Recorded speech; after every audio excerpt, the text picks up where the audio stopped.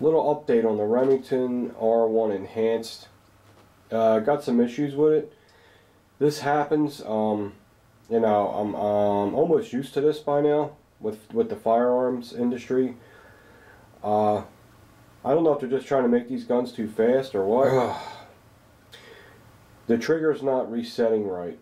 I'll pull the trigger, and what's happening is the spring that pushes when you're letting the trigger out, the spring that pushes it forward isn't pushing hard enough.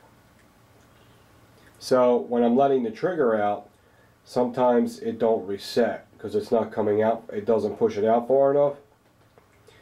And had a couple failures to feed within a 50-round box. And there's also a blemish on the right side of the slide that I didn't notice before, and then I was looking at it real close. I'm like, wow, what's that? I mean, the blemish I really don't care about, but since I have to send it back to Remington, you know, I'm going to have them take care of the whole thing. I mean, it is a $900 gun. It should be perfectly beautiful. So see, this is what happens, you know. It's a lesson learned.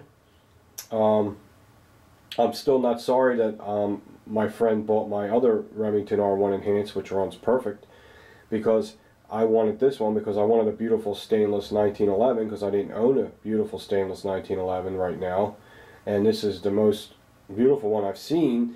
And I know the Remington R1 Enhanced runs really, they run great. I mean, everyone that buys them at the gun shop loves them.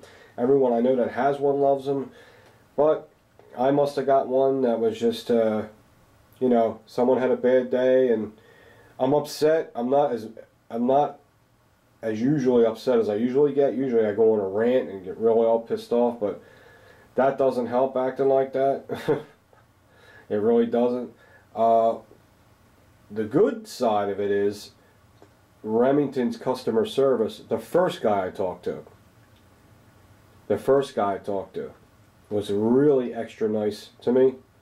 And it doesn't hurt to say his first name. His name's Tim. There's two Tims. The first Tim was extremely helpful. You know, very comforting. You know, don't worry about it. We'll fix it. We'll make it even better. That's what you want to hear. Not some guy saying, well, okay, yes, no, I'm sure they'll fix it. No, not a guy like that. This guy was really, really helpful. So I asked the guy Tim, I said, well, what are they going to do with it? Oh, obviously they're going to polish, you know, they're going to polish it a little bit, probably put new magazines, and they're going to put a new slide on it, and then of course they're going to have to do a trigger job. So we'll see when it comes back. I'll keep you posted. You know, hopefully. I never had to deal with Remington, like sending a gun back. This is like the first gun I actually sent back to the manufacturer. The only other gun I ever had to send back to the manufacturer was a Rock-On Armory, but it wasn't because of a malfunction. It was a cosmetic issue, and they were wonderful. They got the gun back to me quick.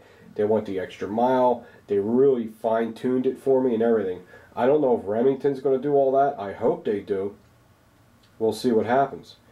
So I'm just giving you what's going on. This is what happened. Shit happens. Not every gun you get is going to run perfect.